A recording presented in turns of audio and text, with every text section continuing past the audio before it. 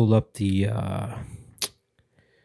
fucking awards, so I don't. That's have right. To Okay, read so them in the off. meantime, while you do that, let's talk about Okay, go for Bellator it. 237. Yeah, hit me. So Rampage is my favorite. Yeah. Like, as you know, like the first fight I ever saw for any UFC mixed martial arts anything was Rampage Liddell 2 Yeah. in the UFC 71. Yeah. And I remember the whole story going into that fight was Chuck Liddell has 3 losses and he's avenged 2 of them. And the only one he hasn't avenged is to Rampage Jackson.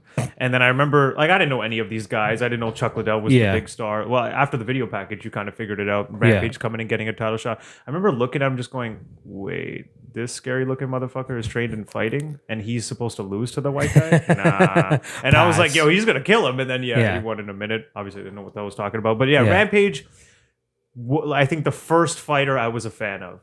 Yeah. Now, fast forward to yesterday. Let's that wasn't. Let's I don't quickly know. fast forward over to That was reality. The Rampage has been eaten by Quentin Jackson. It seems like literally fucking cannibalized himself. Oh man. I don't know what the fuck that was. It was funny going into the fight. I still remember it was minus 120 for Rampage, minus 110 Fedor, and all I could think was, I'm like, wow, I think Fedor is going to win this fight. He should be a heavier favorite. That's what I thought because Rampage coming in, he's slow, plodding, doesn't move his head as much, not the greatest cardio, and just tries to land bombs. Fedor coming in, I thought for sure had the better hand speed. And I'm like, Rampage is just going to be a stationary target at heavyweight. I think Fedor's hand speed is going to allow him to put him out. I actually thought that going into the fight. But I'm like, I'm going to hold off. They're both old. I don't know what the hell could happen. As soon as the fight starts, I remember, like, this morning I'm watching it. The fight's starting. They're doing the intros. I hear Rampage had to cut weight to make 265. And I immediately was like, why didn't I place I this kind of bet? neglected that information when I initially placed the bet. I'm like, yo, he'll probably be around like 240 something. Like, he'll be thick, but not like thick. I've learned to He was not thick believe. with like triple C's. It was fucked. I've learned to not believe anything Rampage says about his training camp or anything, especially in recent times when he's fighting at heavyweight. Yeah. I thought he would be stationary target and just block a lot, but Fedor would have, and it was pretty much exactly what I thought.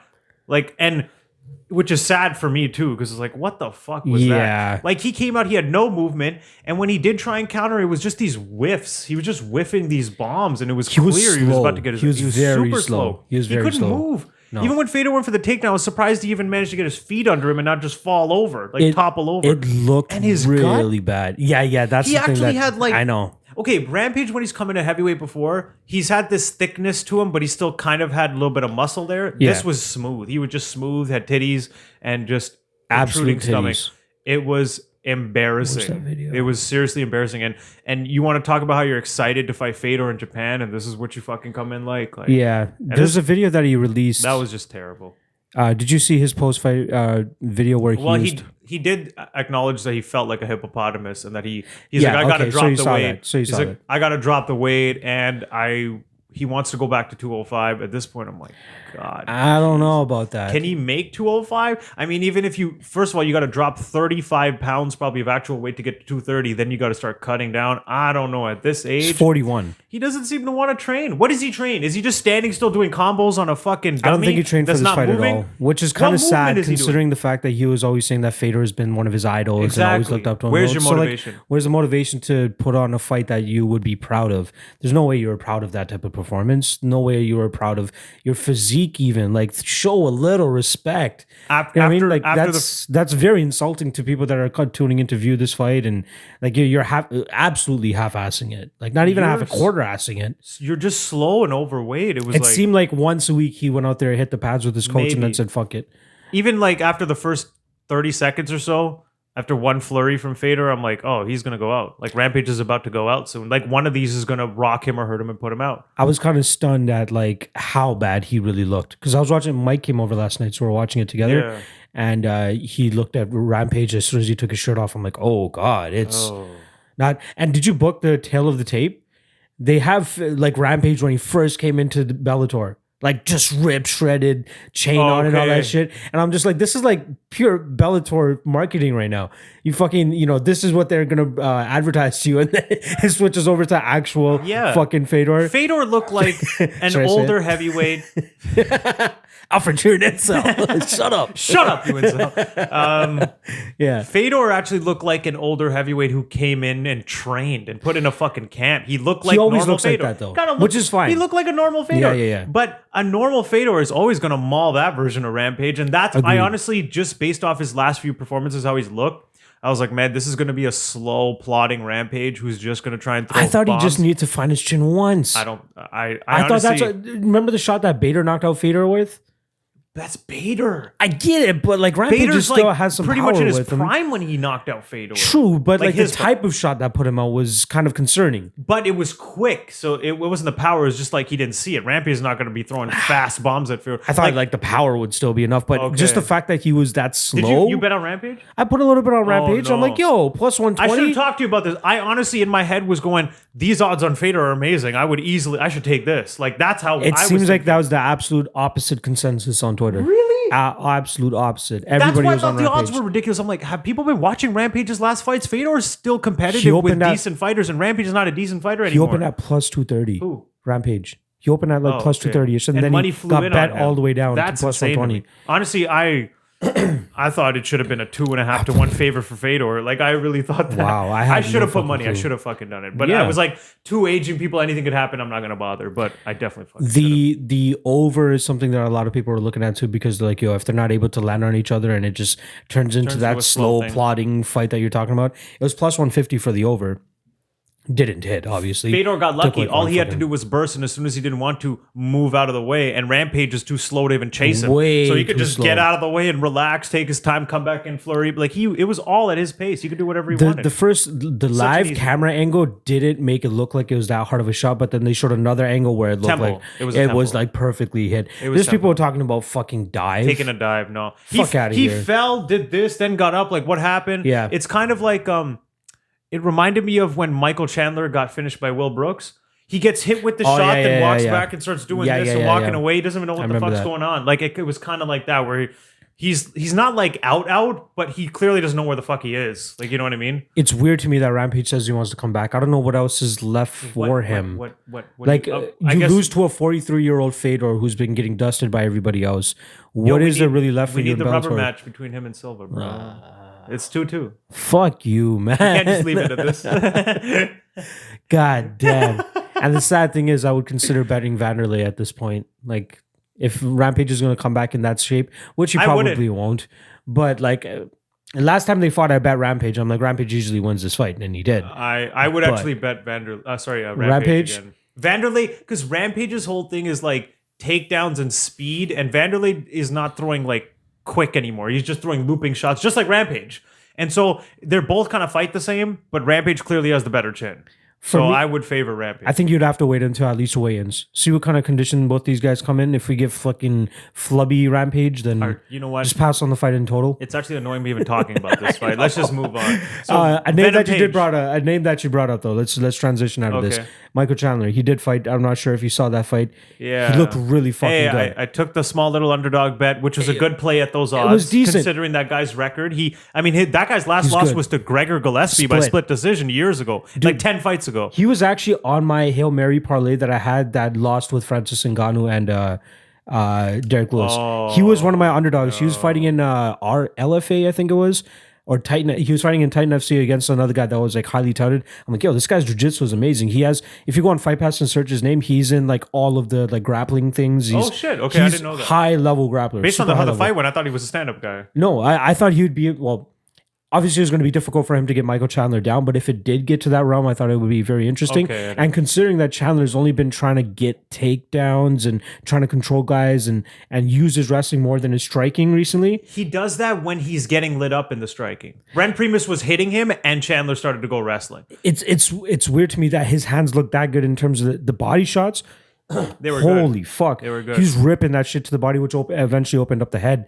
And that was an amazing knockout, in my opinion. Like, it was good. It was great because I was happy with the value I got on Sydney out there. Yeah. But especially the way Chandler looked against Primus, where he was just winging these bombs that were so off, like he had no Yeah. coordination, like he couldn't tell where the fuck Primus was, and he's like, he thinks he's here, but he's actually here, and he like, I remember one exchange where he just went in through a crazy right bomb, I guess a right hook, and Primus didn't even move or anything, and he just completely missed. It's like, where did you think he was? Like, Where's it was the distancing, so, homie? it was so weird. And then Primus is lighting up in the standing, but then he just had no takedown D and ability to get back up, so he got fucked with that. But it was a good knockout. Good performance for him. Good performance to get back on track. He knocked him out the same way kind of Pitbull knocked him out, whereas like he hit him on the temple and just or like behind the completely ear. threw him Sorry. off. I think he face planted, right? If I'm not Yeah, comparing. he was definitely that was pretty bad. Oh, and then Chandler like kind Yeah, of. oh yeah. Those was the follow up shots. What do you nice. even call that? I don't like even a know. Slam down or whatever. Slammer fist. Hammer fist, but this way. Yeah. No, that was a good finish for him. MVP looked amazing. Jobber. You got to give a little bit of credential to Shinsho because he's shown like in the UFC when he was fighting there, he's shown decent or ability to beat guys. Luke Jamal he beat, who's not the greatest, but here's the thing with MVP. I actually do believe he's elite. You go watch the Douglas Lima fight. Before Douglas Lima knocked him out, he had him hurt. Douglas Lima took him down. Lima couldn't land anything because Michael Page is really good at tying up your wrists. He just grabs your wrists and holds them, and guys get on top of him, but they don't do any damage. Yeah. He can't really get back up that well, but That's he's not something he needs getting to work hit. on. Yeah. Then when he got back up, he's loose. He rocked Lima. Yeah. And then Lima leg kick combo uppercut. That was nasty. That was insane. But people seem to forget Michael Page was winning that fight right up until that little exchange, and he had Douglas Lima hurt. It's his only loss, and it's to Douglas Lima, so you can't really like knock him too much for that. Right? That's what pisses me off. Is like after that fight, he gets 3 cans again for the whole year. Like I thought he proved he's elite. The only thing I'll give him a pass on the fact his second last fight because it was a short notice. Notice. He was supposed to fight a decent Derek Anderson or Derek Campos, which is a decent. That's decent, but I'm okay with that. I still think that's a little too low for him. I like the proposed in matchup. terms of Bellator, though. That's like middle of the pack. Yo, welterweight is probably their best division. Like they got some good guys. You telling me he's managed to avoid all of them when there's such a weak division as there But is? that guy's such a staple in the Bellator welterweight division. I don't mind it because it's not like this new unsigned guy that they just brought on for MVP, a local guy who's just going to attract some. Like I need a guy that's been around the Bellator scene for a while, shown decent fighting ability, and I thought that Campos was that guy. Yeah, I want to make sure it was Campos. I feel like it was somebody else because Campos just fought somebody else. It was either Campos or Anderson. It was Derek Anderson or Derek Campos. It was one of those, definitely those vets for Bellator, yeah. For Bellator, and I was impressed by it. Like I'm like, oh, in terms of giving him that type of name. Let's see here. I like what Lima suggested.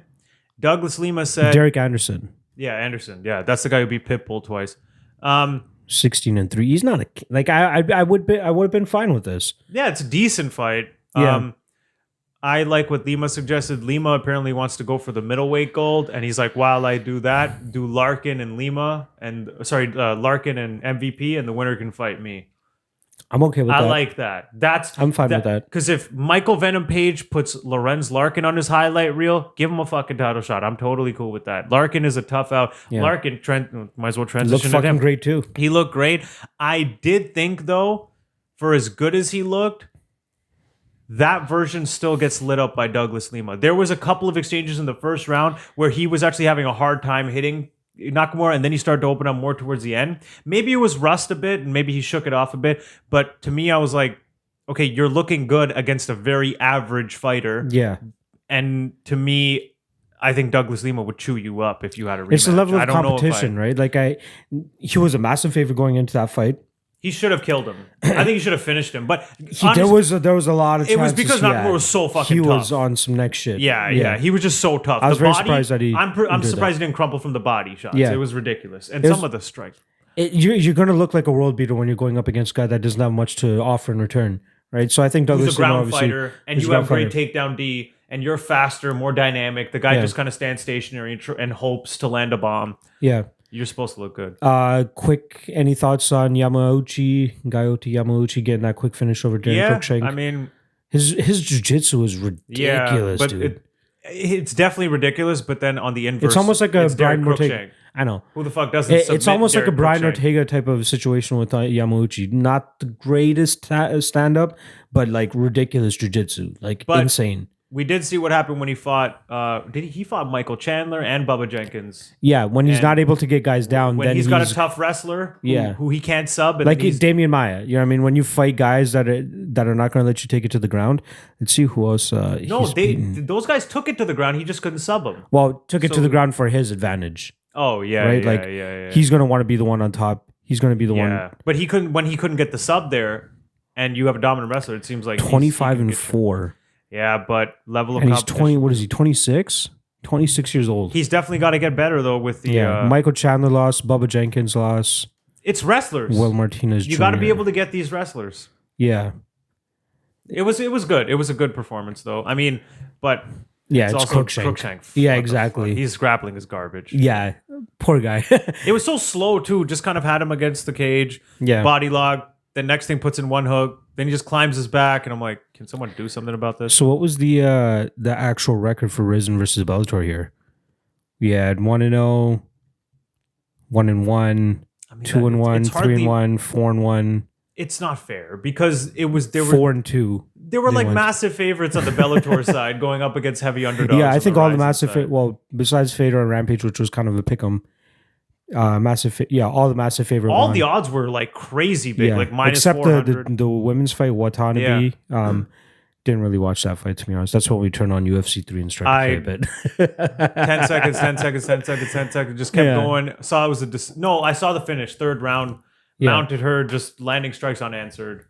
Mike actually hooked up his DAZN to my PlayStation. Oh, nice. And we watched off there. And their thing is actually not that bad. Their app is actually pretty fucking good because you can like pause it. We went to go burn and then we came back. And you can just pick up where you left off seamlessly. It should be like that though, because DAZN's not really just Bellator. It's like a big sports streaming service for soccer and all that. So it has to be why high he has end. it. It has fucking soccer, right? It has to be a top tier service. DAZN's actually pretty expensive too. It's like $20 in Canada per month. Oh shit! It's $20 a month. But if you buy the yearly package, it's $150 a year. $150. So it's $12.50 a month, which is not bad. That's not too bad. But all right, let's transition out of Bellator, Rizin, and let's get the award show going on. Yeah, because I feel like there's a ton we can go through that. There's a lot. Yeah, let me get my phone out with the email, my notes. We'll break it down quickly for you guys. We're gonna go over a bunch of categories. We'll give you guys who we think who deserves that award, and then we want to give a quick prediction who we think it can receive that award in 2020. That's just a little bit of a prediction. I'm gonna have a little bit of. We'll talk it out. That's it. Like it doesn't have to be like something solid. Just something that we can look back on next year and be like, damn, we were right. I'm always so worried about forgetting someone because there's so many people that you might not even remember and stuff. Like that one category, Rookie of the Year. I'm like, who the fuck debuted in 2019? There's some guys I'm thinking of in 2018. Yeah. I got my Rookie of the Year, and I think unless I'm forgetting someone, I think I got the right guy. Yeah, there might be times where we have the same guy, but there's a difference. So, all right, let's start. I sent it to him kind of in like a blur, like a brainstorm type of thing, but I want to change up the order of it a little bit. No worries, I got all my perfect. I had to make notes to make sure I remembered all the selections. So let's actually start off from the bottom and let's work up to Fighter of the Year. Let's start off. Hold on. Let's start off with Rookie of the Year. Let's start off with the lowest recognized award, and let's build up. So let's start off with Rookie of the Year. Who do you got first? Rookie of the Year, I had to go with Jairzinho Rozenstruik. Yeah, I'm with you. I'm with you on that one. Like he's 4-0. I think he finished all of his fights by knockout. Correct. And he is now going into 2020 with a number one contender fight. Yeah, Gwen gets him a title shot in his next fight against Francis. A heavyweight to fight 4 times, get all the knock. I mean, it's not that hard to get a title shot at heavyweight, but in one calendar year, pretty much from February to December, 10 months, this guy he had 4 knockouts, knocked out Overeem, and now he's getting Ngannou in a title eliminator. He almost topped Israel Adesanya is like. He skyrocketed in 2018 to 2019. You also have this guy has a more expedited middleweight resume. versus heavyweight. It's definitely longer and harder to get down. So you have to kind of. I still think Izzy had the better rise, but I mean, considering if you had your first fight in 2019, this guy's made the most noise for sure. He ended up headlining a card at the end of the year, December, and he's going to be headlining a card against fucking Francis Ngannou. So finished Junior Albini back in February, TKO second round. Finished Alan Crowder in 9 seconds back in June. Arlovsky in 29 seconds in November, and quick turnaround against Alistair Overeem at December 7th. We all know Walt Harris had to pull out, so he came in to fight Alistair Overeem. Ridiculous fight, but you got to take into consideration, like, the fight was looking whatever for him in that Overeem fight. Like, if you were talking about accomplishments and what they achieved in 2019, yeah, he looks amazing and probably the best resume for somebody with the Rookie of the Year. That fight goes another 4 seconds, and we're not talking about Rosenstruik as much anymore. Which I still think is bullshit because it should have been a draw at that point. I don't know why how all the judges had round 4 for Overeem. That's complete nonsense. So if he survived that, it probably would have been. It would have been a 10-8, and it would have been a draw. So you're right. The actual scorecards wouldn't have reflected that. They would have given Overeem the win. I forgot what the actual scorecard showed. Apparently, all 3 judges had it 4-0. Yeah, and I'm like, what round 4 were they watching? Because Overeem didn't do anything in round 4. He started coasting after round 3 because he knew he had it in the bag. That was unfortunate. Yeah, I really don't see who else you could really give it to. And another point, he could have lost that fight with Overeem. First 5-round fight was coming in on short notice. First big time name. Sure. That's why fights like that, those are good learning experiences and fights you have to get out of the way. Yeah. So I'm kind of like I wouldn't hold that against him. He got that one out of the way, and luckily he got out of it with a win because it could have been a loss and a learning experience, but he still got the win, a nice win too. And he got the learning experience. Now he's going in against Francis Ngannou. He gets a nice layoff, time to train.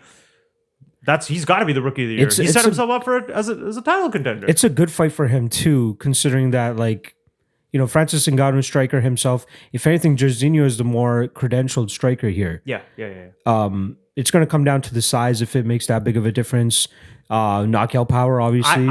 Look, I have a feeling the odds are going to be heavy in Francis's favor. It's already out. What is it? Francis is like minus 240, minus 260. I was about to say he's probably going to be a minus 300. At those odds, I'm putting money on Rosenstruik. Yeah, I don't know. We have no indications of what his chin is like. He's the way more decorated stand-up fighter. Yeah, minus 280 to plus 220. And do you think Ngannou's going to start wrestling him? I don't think so. No. So it's going to be Ngannou's boxing, trying to land that monster bomb, which he probably will land, let's be real, versus the better technique and also a very powerful heavyweight in Rosenstruik. I plus 200. It should be a little bit closer than that. It should be closer 100%. Like plus 150, I'd say. It's a scariness plus of 130. Yeah, it's but if you look at the stylistic, if you look at the skill set, Rosenstruik can put this dude out. He definitely has a lot of value there for sure. 100%. I think closer to the fight, we'll see it even out a little bit more. One quick shout out. It's funny because I couldn't think of rookies who debuted this year, and so the first one I searched up was Cyril Gane. Yeah. And then I'm like, oh, maybe he could be. And then when I thought, I'm like, wait, there was another heavyweight, Rosenstruik. And then he ended up also debuting 29th. So I definitely honorable mention. But I would honorable mention Cyril Gane. He didn't get the level of competition, but he stormed onto the scene. He won fights the way he was supposed to be winning. Like he did what he needed to. Yeah. He set himself up to at least maybe be a title contender by the end of 2020. Yep. 1 or 2 fights. That's a ridiculous run. And it's good. And to get names like Andrei Arlovsky and Alistair Overeem on your resume within your first year of being in the UFC, no, that's not bad. About Gane. Oh, sorry, about Gane. Yeah. But I mean even for Rosenstruik and stuff, just to get those 2 names alone, within a year is ridiculous. And Gane is going to have a big year next year. Up too, let's go with moment of the year. And obviously we can't predict who's going to be rookie of 2020 since we're not going to know who the fuck is debuting next year. So let's move on to moment of the year. I was once again, I was trying to recap the year because moment, they're all blending together the years, so you kind of can't remember. Yeah. I'm going to have to go with... It could be any storyline, any fight, anything. I'm going to have to go with the actual moment of the year. Israel Adesanya being crowned undisputed champ. Okay. I'm going to go with that. When he beat Robert Whittaker back in October. It was just, he had this historic rise. He had that amazing fight with Calvin to win the interim title. Yep.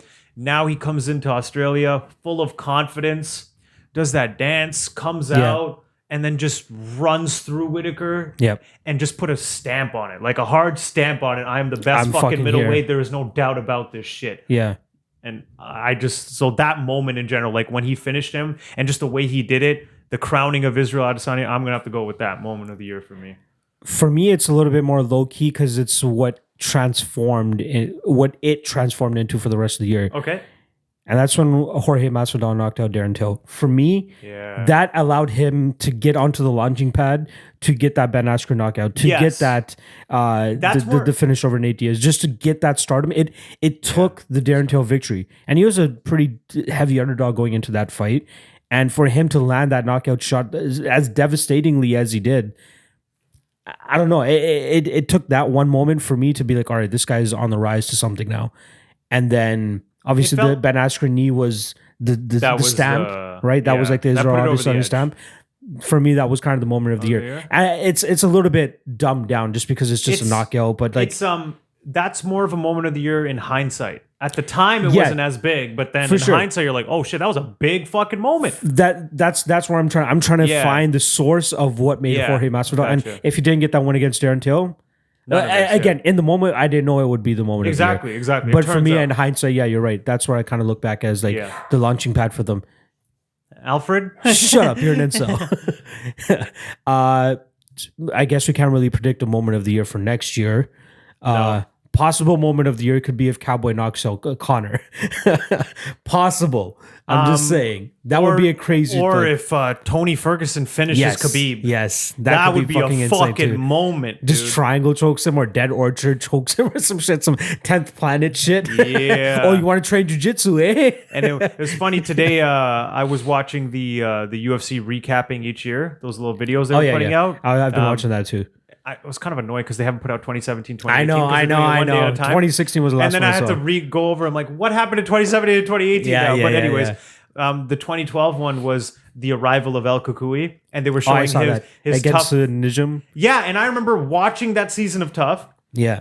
And being Tony Ferguson fan. Yeah. Going into the fight, Ramsey was a slight favorite, and I was like, what? Ferguson, I think Ferguson's gonna put his ass out, and he knocked him out. So I've been crazy. And then even watching that fight, the way Ferguson was scrambling, I'm like, oh shit, he was doing this shit back then too, eh? Like he was doing some weird scrambling. That's a good thing about that video, though, or those videos they've been putting together. They don't just show the finish; they'll show like the build up, the lead up, a bit of the lead up. Like when they showed Silva versus Sonnen, they showed like Silva or Sonnen rocking him, and then finally getting the takedown, and then going fucking insane. I was watching it with Kendall, and Kendall was just like, "The white guy wins this, right?" Yeah, I'm like, "Yeah." You should have seen us watching and it. Then fucking pulls up the triangle. You should have seen us in 2011 watching that. No, was it 2010? Sorry, watching that shit live. Holy fuck! We were fucking surprised that they even. Oh my god! Yeah, that was probably one of the craziest fights. If you're a newer fan of MMA, that's definitely a fight that you got to watch.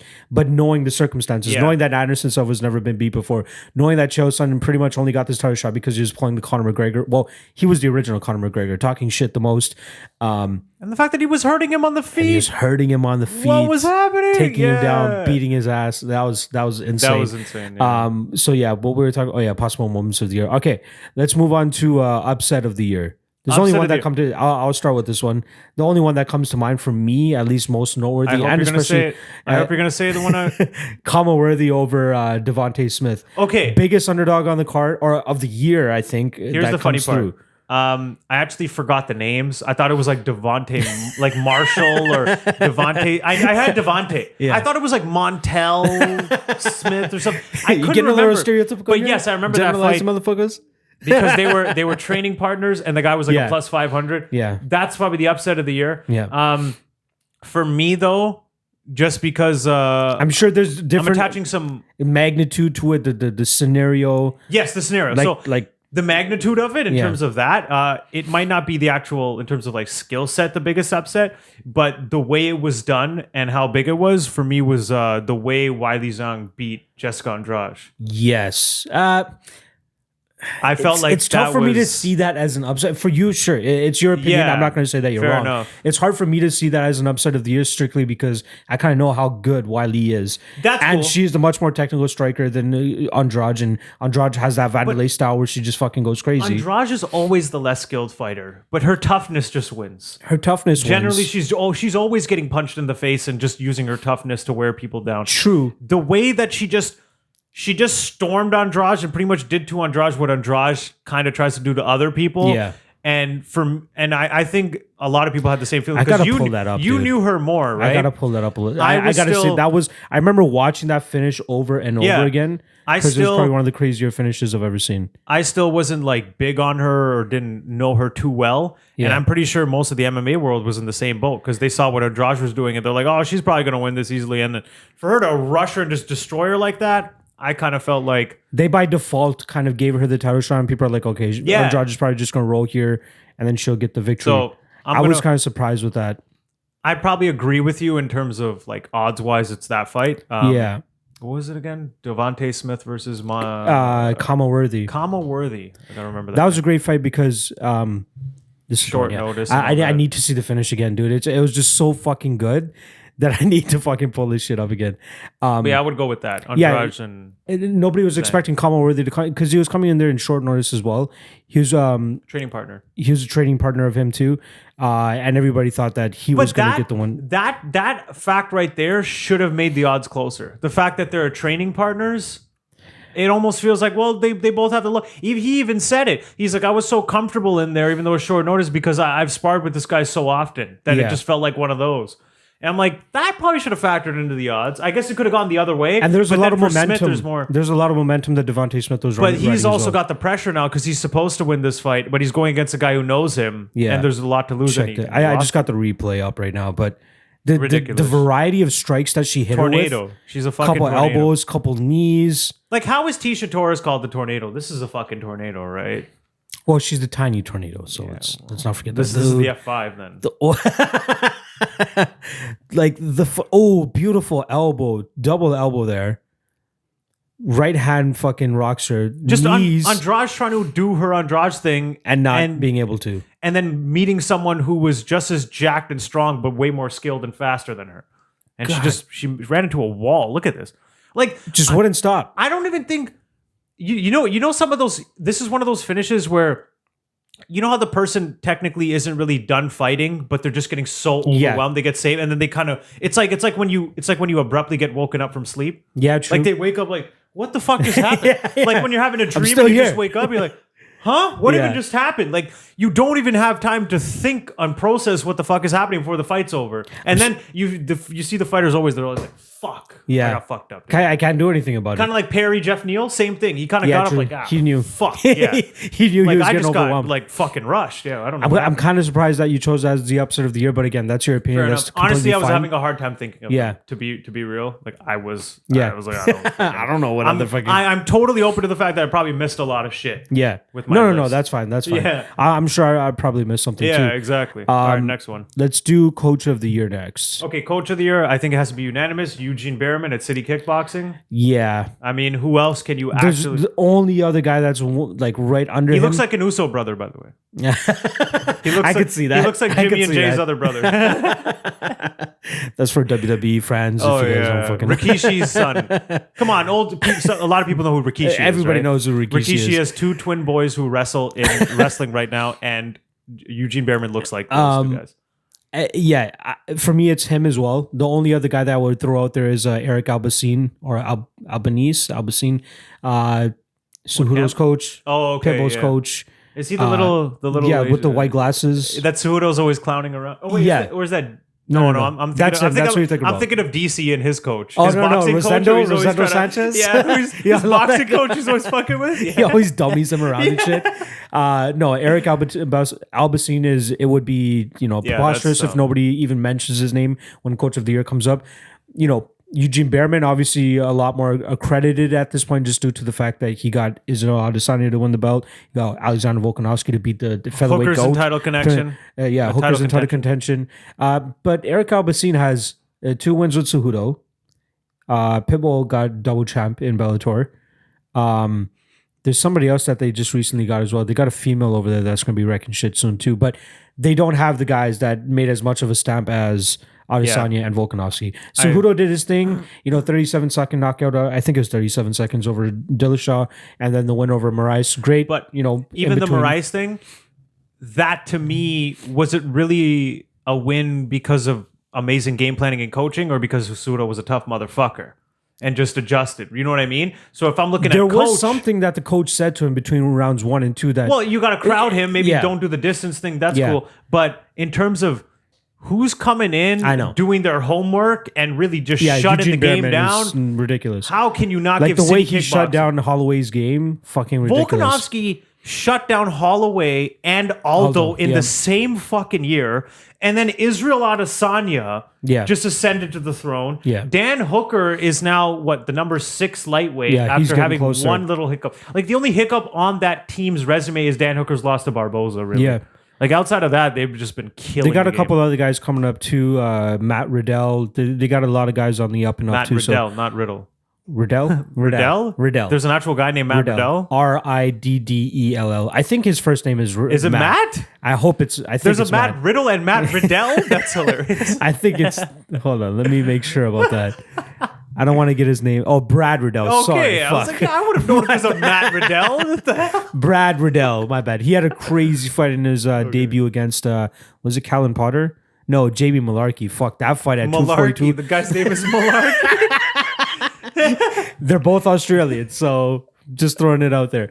Yeah, no. Obviously, Eugene Behrman deserves it. I'm totally on board with that. Can't dispute that one.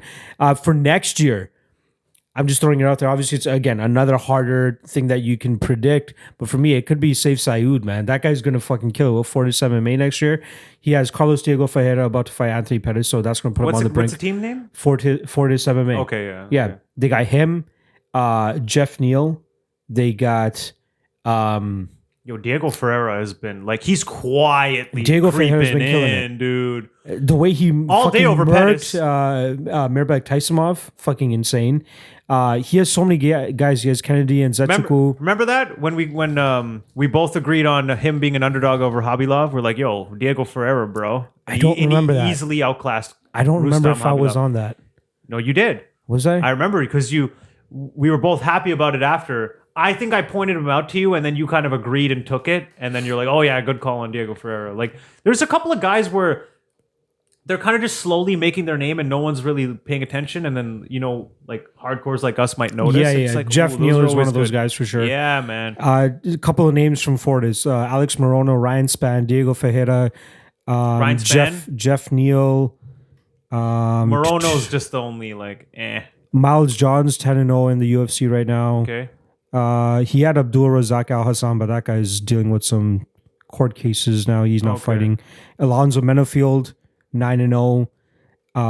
He has a lot of fucking guys, man. Kennedy and Zetsuku unfortunately lost to Paul Craig. He has Usman's brother as well. Oh shit. Yeah, Macy Kiasan, another big featherweight girl or Isn't bantamweight it girl. funny how we always see these monster fighters like an Usman or a Jones, and then you see their brothers, and you're like, oh, their brothers can murk them. Their brothers are massive. Like, why is it always the smallest, I know. most unassuming? His brother is a sibling bigger brother, that goes too. into the UFC. I think his brother's a middleweight or a light Yeah, heavyweight his or something. brother. When they were taking pictures after he won the title, Massive. I was like, holy fuck, Yeah. that's his brother. His brother's huge. Oh, another guy that went over to Fortis was Uriah Hall. He went over this year. okay. Had a great performance against Dude. Carlos Jr. I love Uriah Hall. I'm pleased to God he's finally getting a big fight in Jacare. Can we see you live up to your potential? Please. This is the time, especially if you're going to fight Jacare. This is the time. Seriously. People thought you were the next coming of Anderson Silva. You've been on such a... And it feels like skill-wise you should be. It's like a mental thing, or maybe or just your grappling, you're getting held down too much. But on the feet, nobody should be able to touch that guy. Yeah. With his natural talent and his speed. And Right. I don't even want to pull up his Wikipedia right now because his record is kind of salty. It's it's terrible. depressing. It's actually depressing. It doesn't really show you his skill set. It's kind of like a Melvin Gillard who keeps losing to all these guys, but he has all the natural talent in the world. He just can't get out of his own way. Well, Poor Melvin Gillard. Definitely not at Melvin level, but Yeah. because Uriah Hall's not at all fucked up on coke and stuff. Yeah. Let's do sub of the year. Sub of the year. This one was a little harder. Easy for me. Are you going to go with Bryce Mitchell? I'm going with Bryce Mitchell. Okay, If I you pull off watched it. a submission the second time ever Okay. in the UFC, I watched it earlier win. today, and to me, the guy who was getting twisted didn't know what the fuck he was that's doing. the or thing, something. though. Like, I don't know when what you he put was doing. somebody in a twister, it seems like the other person doesn't know what the fuck they're doing. No, but he the Leonard was- Garcia one was the same thing. But now that we know what a twister is, the way he didn't even take that long to set it up. He was clearly going to set it up, and the guy just sat there, let his arm get I taken. don't So know. to me, it was fantastic. It looked good, but that was more on that guy not knowing what the fuck to do. I would have to go with. I actually had two. The more impressive submission, I would say, is Moraes Sunsao. Okay. That was a nasty looking power guillotine from the top, and against who he did it against, I thought that was super level impressive. Competition.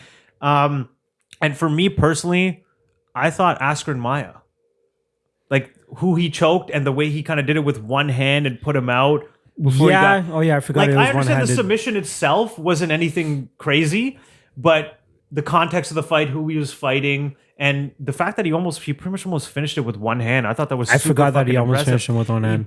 I think he kind of did. Like he tucked in the one hand, but only like under his armpit or something. Like Mm-hmm. his other hand didn't really come into play. When Askren went out, he didn't have his other hand locked in place. Yeah, So there was no grip. I just think in terms of like who it's done against and all that, I would go with that, which is surprising too Choose because one. I looked at top 15 submissions or something. That Askren wasn't Maya right. wasn't even on there. I'm like, come on, man. Look at who they're subbing to.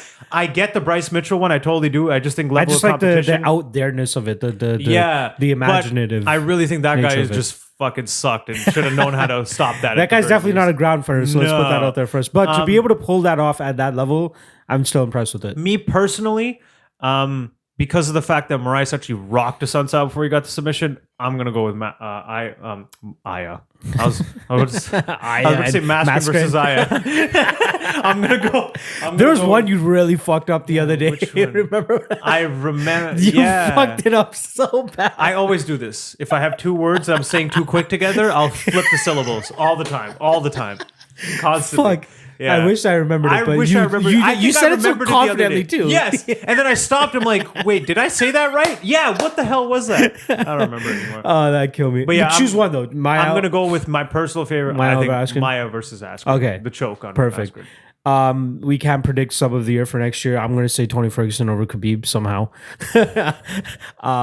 Let's move on to KO of the year. KO. What do you got? Okay.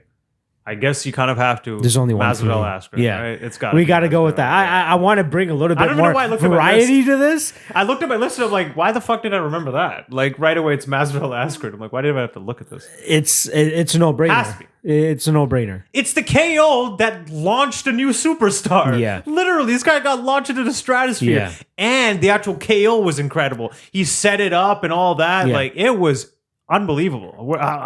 What else do you go with? I know. I'm trying to think of other like KOs that kind of stand out, but there really is nothing That like, really, like, yeah. to that extent. Like Dead a guy. wait, Dead a guy. Like, to me, fine, Rosenstrike over him was a good KO, but he didn't dead him. Like, to actually put the fucking guy out hard, like, I think that's... was Rakic Manua this year? Oh, yeah. But who it was against, like, we know Manuel was very chinny. But like, Super chinny. Yeah, let's just take. Oh yeah, I saw this recently. Oh, my. I was just able to pull it up real quick on YouTube. When they fall asleep in midair and their body just slumps down like that. That was one of the crazier ones. Just the aesthetic of it all, I think, was really pleasing to see. The way he felt reminds me of Fitch after Hendricks bombed on him. This was perfect in terms of a runner up, but you can't beat the Masvidal Askren KO. That has to be 100%. Everything surrounding it. You can even give the fight you mentioned earlier. Masvidal Till could be a fucking. It could be knockout that of could the be year a as well. runner up too. Yeah, that's true. That's just the year Masvidal's had. Yeah. Jesus, I feel like Christ. there is another one that we're missing in terms of just We're probably spectacular missing a lot, nature, yeah. but Too that's many definitely the one. events. It's if you're thinking about an award, the most obvious answer is the one that probably comes to your brain first, right? And Because in a year, you're like, what sticks out in your brain immediately, Exactly. right? That's what you're looking for. considering we have like 40 plus events that we got to watch it's a like year 400 too, right? plus fights. Yeah, 400 to exactly. 500 fights a year. It's a Exactly. lot. Just UFC. Yeah, exactly. Put in Bellator and all that other shit. Yeah. It'll be next level. Let's do breakout star of the year. Okay. Then we'll do fight of the year, and then we'll do fighter of the year. So I'm actually going to go with. I have two honorable mentions, but I'm going to go with Jorge Masvidal. Breakout star. Of the year. Breakout star of the year. Yeah. I know he's like a journeyman and he was always been around, but that's for the hardcores. In terms of actually becoming a star and breaking out to superstardom, Mm-hmm. how do you go with anybody else? The guy came in March 9 months ago. He was just some guy being fed to Darren Till to get Darren Till back on the winnings track, and now he's like what, top 3 stars in the UFC? I have to agree. The fuck? There's a reason I put breakout star of the year because he finally broke out. Yeah, exactly, compared to fighter of the year, because I think those two are two different things. And we've had this discussion before on deciding splits where we're like, you got to set a criteria on fighter of the year. And I thought that if we brought this category into it, we can give both guys a little bit of shine here. Yeah. So I got to go with Jorge Masvidal as well with breakout star of the year. I don't think there's anybody like. I don't even think Conor's rise was as meteoric as this. So sudden, yeah. Right, no. like it took a knockout of Darren Till. Conor had hype coming in, and then even throughout all his fights, they were all big. It took him till like the roughly the Dennis Seaver, if not the Diego Brownell fight, to get that rise. He still had Marcus Brimage before that. Yes. He had Max Holloway. Then he got injured, and he was out for a while. Then I think he came back to the Diego Brando fight, then got Poirier. It took a lot longer. Let's put it that way. It definitely took a lot longer. I think for you're Conor. right though. The Diego Brando fight was when because he headlined. Yep. And it was like a fight night, but he still headlined and he was like a star. Like that was the one where you're like, oh shit, this guy's huge. Let's see the Conor's run real quick. Yeah, Dennis Seaver was his fifth one. Brimage, Holloway, Brando, Poirier. But that was so he debuted April 2013 against Brimage, and then and then in July 2014 he fought Brando. Then he was out for like a year because that was the event that he headlined in Dublin. Yeah. And then he turned around quick 2.5 months later, and on the Cormier Jones, it was supposed to be Cormier Jones until that got delayed. Then 178. Then he fought Poirier. Put him out. Yeah, at least in terms of time, 9 months is a lot quicker than whatever Conor had to go through. Got to go. Absolute breakout. So again, let's not forget, didn't even have one fight in 2018. Wait, who? Masvidal. Yeah, he did. He fought Wonderboy. 2018. He fought him in 2017. Oh, was that the end of 2017? Yeah. Oh, it was that long? Yeah. Holy shit. I thought it was the beginning. All of 2018. I thought it was the... Because that was the MSG November card. That was a GSP business. You're right. Holy fuck. That's a long way. Right? To go a full year without activity and then come back and become the biggest star of the fucking company, pretty much. Active star, we should say. You know, Conor's still out there. Quick thing. Yeah, I got a couple of, I guess, shout outs. Yeah, go for it. Peter Yan. I think he had... he's... Not quite there. I'd say breakout fighter of the year. Maybe not star. It's not star, yeah. Breakout fighter of the year. Just trying to acknowledge someone who's working their way up the ranks and young, but then is now kind of he's not quite at title fight level, but he's one fight away. You could easily put him in a number one contender fight. Yeah, It's not even out of the question for him to get a title fight, but it won't happen. And Volkanovski, what a year. Not star-wise, but once again, I'm probably talking more about breakout fighter of the year. Yeah. I mean, beginning of the year, he's looking good, has a good win over Chad Mendes, but then he beats the top two featherweight GOATs in 1 year and shuts them. Now, he didn't put them out or anything, but he totally shut them down over a prolonged period of time and have left no doubt about it that he won both fights. And won the title. He stamps a case to possibly be fighter of the year as well. There you go. Yeah. Right? I think if that Mendes fight happened in 2019... Was that 2018? 2018. If that Mendes fight was in 2019, holy fuck. Yeah. You just beat the top three, outside of Frankie, top three featherweights of ever since the division came out. Yeah, of all time. That's pretty ridiculous. That would be very impressive. Let's be honest, if we see him versus Frankie, he's going to kill Frankie. Huh? Do you remember when that Mendes fight was? I don't know what month. I want to say like October of 2018. I'm trying to remember what card it was on, but that was Mendes' last fight. And that was UFC 232, Jones Gustafson, and literally the second last day of last year. Oh, it was this end of December. Okay. So if you want to talk about 12-month span, this guy's had a ridiculous 12-month span. Ridiculous. Outside of Frankie, he's beaten the GOATs, all the GOATs. Yeah. Ridiculous run, undefeated still, or one loss. Sorry. Hell, they should just give him Frankie to fucking round it out, even though we all know it's not gonna go well for Frankie. Let's leave old man Frankie alone, old man Edgar. Fuck. So that covers breakout star of the year. Next year, who would you predict to be a breakout star? I'm going to start. Okay. Peter Yan. I was about to say... Peter Yan. Easy. How do you say his name actually? Piotr Yan. Piotr Yan. Yeah, Piotr Sorry, Yan, put some respect on that name. Yeah, put some respect. But I was about to say him probably. He's probably gonna, especially if he keeps, if he's lighting dudes up the way he's been doing. Holy fuck, that guy's gonna be a serious problem for years to come. Zhang could also be put into that spotlight if she beats Joanna. Yes, I don't she think could be there. She could be we're talking about star of the year. Yeah, she might not be that big over here, but fuck, she's got a country with 1 billion people in it. Yep. and she's their only representative really in MMA, high level MMA. Yeah. That's massive, huge. The timing of that win couldn't have been better either. No, especially it being in China. In China, that's definitely up there for honorable mention for possible next year. Breakout star is Macy Barber, in my opinion. Yep, that's a good one. She has a good fight against Roxanne Modaffari coming up in January. -700 or something. -800, ridiculous. She's definitely up there for breakout star of the year. Jeff Neal, I think, is definitely up there too. He's on the cusp. Especially a guy that is as exciting as Neal too, right? Maybe if Rosenstrike knocks out Ngannou, exactly, he could be star of the year. Cyril Gane could get two big knockouts, and that was the name I was initially thinking when we went into this. When we're going into this, I'm like, okay, I want to make sure I plug him in for 2020. Yeah, he could definitely be, dude. He looks great overall. One more knockout, and he's in title contention too. Exactly. Just give him a decent name. A 6 to 10 heavyweight. Let's go. I wouldn't mind feeding him to Andrei Arlovsky. Get a name under your belt. Poor Arlovsky, though. Good for him, though. He's getting money. He's just a stepping stone. He's getting money. He does get paid crazy amount, like $400,000 or something a fight. It's ridiculous how much his pay scale is. It is insane. So, yeah, we both agreed that Jorge Masvidal, breakout star of the year. Let's go with fight of the year now. Fight of the year, Izzy Calvin, interim title. I like it. Israel Adesanya Calvin. Just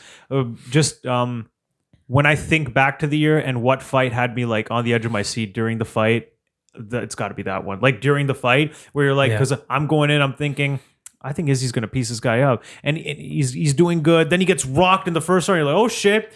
Then he drops Calvin, but Calvin won't go out. Yeah. And then he looks like Izzy's finally getting this, right? Third round, he's still piecing him up. Fourth round, it's looking good. Then Calvin rocks him with a head kick. You're like, oh my God, now it's 2-2 going in the last round. What the fuck is going on? Yeah. Izzy's actually looking beat up.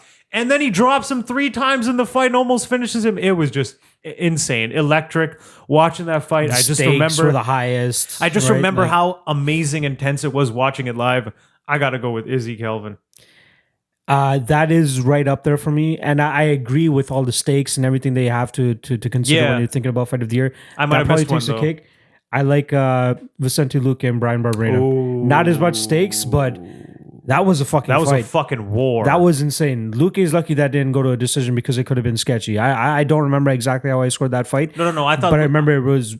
I thought Luque was clearly winning the first 2 rounds, but then Barberena probably might have been coming back in the third. I think it wasn't the third when he hurt him or something, or was it the opposite? I can't remember. Maybe the second Barberena hurt him. I just remember it was too close, and I think I had a bet on Luque. I'm not 100% sure. I'm pretty sure Luque was about to win the decision regardless, but he was supposed to blow out Bam Bam, and he made it a fucking way fight. More competitive. And then he finished the fight with like less than a minute or something, even less than that left. Yeah, insane fight, back and forth fight. That was bloody shit. I gotta watch that fight again, but. Definitely fight. Luque's been in some fights. The Wonder Boy fight too. That was a fun fight. That was a fun fight. The Mike Perry fight. The Perry fight. Yeah, he's been in wars. He had 3 wars this year. That guy should really take some fucking time off. Chill out. Jesus, good for him that he got the Wonder Boy fight though, because that's good for him for his self-confidence, for his progression in his career. And he didn't get like annihilated. I mean, he did kind of get outclassed. He got, but it's Wonder Boy. It's Wonder Boy. Wonder Boy going out there doing Wonder Boy shit on the feet, pretty much. You're probably going to get outclassed by Wonder Boy. Let's be real. I don't care if he's 37, 36. His skill set is just way too far ahead of most guys. I was more than happy to bet Wonder Boy at that price too. His line just kept getting closer and closer, like -120, -125. I'm like, all right, I got to make a little bet here because when Wonder Boy is fighting a striker who's more of a plotting in your face type guy. He's going to light that dude up. He needs to be moving forward to be able to get his offense off, and that's kind of the best way for Wonder Boy to counter-strike people, too. And Wonder Boy's going to kill him with the kicks, so the distance is totally in his advantage. But yeah, fight of the year easily for me. For me, Luque and Barberena, and then you got Izzy. I'm going to go Izzy. You can't complain about that. You got any honorable mentions or anything you want to throw out there? No, just because I couldn't think of like any fights that happened in 2019 that were like that. I wish there was a list of like fight of the nights for 2019. Sometimes I'll pick a fight and be, oh shit, that was 2017 or something. It's like, okay, well, just all the time blends together. But I'm going to go with Izzy Calvin. Fight of the night power rankings on the UFC's website. What the fuck? What the hell? Let's see what this is all about. Oh yeah, look at that first one. The first picture is fucking Adesanya, Gaslam, Luque, Barberena. Wow! I swear I didn't look at this video. Yeah, that's this hilarious. Article before. Holloway Poirier 2 was a pretty good fight. That was a good fight. It just got overshadowed by Izzy and I remembered that fight, but I'm like, it's definitely not as good as Izzy Calvin. Costo against Romero. That was a good fight. That was a fun fight. Usman against Covington was fun. That was a fun fight. That was a good fight, man. But it just didn't have the drama and ups and downs. Adesanya and Silva. Like, I don't get the craziness of that fight. It was more so like the antics that they were doing during the fight that I think people were getting psyched about. But the actual fight itself just wasn't that fun. All right, yeah. Cerrone over Iaquinta, that was a great showing for him. Aspen Ladd against Sajar Eubanks, that was an interesting fight. I would put Cerrone Ferguson over that fight. Yeah, that was a good fight, especially considering the skill level. And then Luque Perry, Mitchell versus Moffitt. I think this fight actually, Brad Riddell versus Jamie Malarkey should be a lot higher. That was a crazy fucking fight. Malarkey would just not go out. And it was just one of those. I think that was one of those ones where you're like, yo, I know you generally won't watch some of the prelim fights, but watch that one for sure. I think I remember that one. That was pretty ridiculous. We can't obviously predict fight of the year for next year, but fighter of the year, I guess. We can move over to fighter of the year. I think we're unanimous over here. It's got to be Masvidal. I think we've already gone through this. Interesting. Yeah, that's why I kind of did the difference. Okay, so you want me to separate the two? I want to separate the two for this one. For our award show now, let's do it where we're going to have a breakout star of the year and then fighter of the year. So where fighter of the year is more so in-cage accomplishments and breakout star of the year will be in-cage accomplishments as well as popularity. If we're going just in-cage, Izzy. I'm going with Izzy as well. If we're going the whole package, Masvidal. We've already had this discussion too before. Yeah. But fine, you want to go? You want to? The deciding do more in cage? Yeah. Okay. Deciding splits was more so like more encompassing when we did that episode. Yeah. But for this, whenever we do the award shows from now on, I want to separate the two. I want to separate who, broke out the most and who gained more popularity compared to who actually had the best performances, considering the stakes that they were dealing with as well. In cage, I'm gonna have to go with Izzy. Yeah, Adesanya, 100%. I agree. Like he had to overcome adversity to win the interim title, and then he just goes in brimming with confidence into a fucking stadium show in Robert Whittaker's backyard, and then doesn't even have he faces no adversity. He just runs through him. None. Easy. Made it look like it was a joke. It was just a regular sparring session for him. Nothing. Yeah. Like he knew it was in the bag before he even got into the cage and started fighting. Like. It's just so impressive. It would be blasphemy if you don't even consider, Izzy as, even if you don't put him as 1A, he's got to be 1B. Like, seriously. He's got to be in the number one spot. And he wins the interim title, then wins the undisputed. Like, there's no argument who was the best middleweight, He beats the top two middleweights at the time. Well, actually, I would argue Gastelum wasn't a top two middleweight. Who else is there, though? You got Romero was ranked ahead of him. Yeah. Romero's kind of always shot himself in the foot too. Whenever he's had those championship opportunities, he misses weight. He missed weight against Luke Rockhold and against Whittaker. And we're probably going to get Adesanya against Romero next year anyway. So I think it's booked. I don't know if it's 100% booked. It's not official, but it looks like March end of March or something. Yeah, 249, I think it was. He'll be able to knock out all those guys, top 3, top 4. What would you say? Then it's just Costa after that. Gastelum, top 3 at least? I don't think so, man. Gastelum's at the time that he fought him, he was 4 or 5. Yeah. Gastelum right now is the 6th or 7th. But we got to consider it at the time, right? Okay, yeah. At the time, top he was 3. I think I remember that fight was 4 versus 5 for the interim title. I remember that being weird, that it was 4 versus 5. But I'm completely okay with Adesanya's fighter of the year. Yeah, I totally agree, man. You can throw Masvidal's name in there as an honorable mention, but I'd say he fulfills more so the breaking star. For him, it's breakout star. Very likely that this year was the start of a new GOAT contender. Yeah. Like this could be the beginning of this. The March 2011, John Jones ascended. This could be, this year was that moment for Adesanya. We might be looking at the next GOAT. Yeah, I agree with that. I agree with that. Who do you predict would be fighter of the year for next year? Man, I'll just throw out one that just comes to mind. If he keeps on his run, Kamaru Usman has a good shot. If he keeps knocking, I mean, he's already depends on his. He's taken out 1 and 2. He's taken out 1 and 2, and he's an undisputed champ. He's looking very fucking good. Fighter of the year for next year. I don't know. Why don't you go? And you know what? Actually, one thing I want to add. You could throw Kamaru Usman in there for fighter of the year too. I was actually thinking that after. I completely forgot about that name because he ran through Woodley and then has that fight of the year candidate with Colby and then puts him out after all the shit that was talked and everything. Yeah. And a lot of people thought that Colby would be the one pressing in the 5th round. He would have the cardio advantage. Kamaru comes out there and knocks his ass out. But even the cardio thing, held up. Kamaru wasn't slowing down. He looked like he could go another 5 rounds if the fight was over. So I think if he was able to it. squeeze in at least one more fight this year, we would probably consider him a little bit more. But running through Woodley and then take out Colby like that's very impressive. Yeah, so shout out. Definitely shout out to Kamaru honorable for sure. mention for Kamaru. And I like him as a possible fighter of the year for next year. But again, it's going to depend on his level of competition and who he fights. We got Leon Edwards coming up probably. Yeah. Pretty sure that's booked. He's already handled him, though. Who else is he going to get, though? Really no one else. One other guy that... just Volkanovski could possibly be fighter of the year. I was literally just thinking that. I'm like, if he's 20-1 and he's already got 2 GOATs on his record, this guy has a year where even if he gets 2 more solid wins, including a rematch over Holloway, he wins that. Holy fuck, man. He's definitely up there. I think those are the top 2. Rosenstruik could get up there as well, too. You know, he has set himself up for a monumental 2020 if he's able to beat Francis. That'd be pretty incredible. Imagine he takes out Ngannou and then... Well, I guess the next fight would either be him versus Stipe or him versus someone for the vacant belt. Title. Yeah. Which would probably be Stipe again. I just realized, I'm like, if Stipe wins or lose, his fight after that would probably just be for the title again. Either he's defending it or fighting for the vacant belt. It would be tough to sell that. It probably actually, you know what? They would probably make Miocic go get another win. Yeah, who else? But I don't know who else you could really. But then if Rosenstruik's beating Ngannou, then who else is there? Jones might be moving up that year as well. Oh yeah, Jones might be moving up next year. Right. That's something to watch for. That's a good point. Next year, he's got to run through Hayes. Yeah. One last thing about 2019 before we skip on over to 2020. If Stipe beats DC, 100% it'll be Jones Stipe. If Stipe beats DC, 100%. Yeah. Oh, I agree with John that. Jones said he called for the Stipe fight after he knocked out DC, but then he's like, the UFC wanted to do the trilogy, so I'm delaying my move up to heavyweight and just doing the light heavyweight thing. But he wanted him after he knocked out DC. So if Stipe wins that again, those are the only 2 guys that beat DC. They got to fight.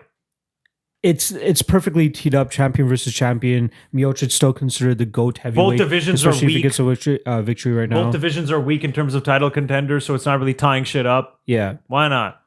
Last thing I wanted to go over before we get into like a little decade review is who do you think is going to... How many new champions are we going to have by the end of 2020? Okay, so let's go through each division. I pulled it up just now. Flyweight, I guarantee there will be a new champion at flyweight. Shut up. I'm thinking Benavidez or Figueiredo, maybe one of them. Just throwing a dart out there. Fuck you.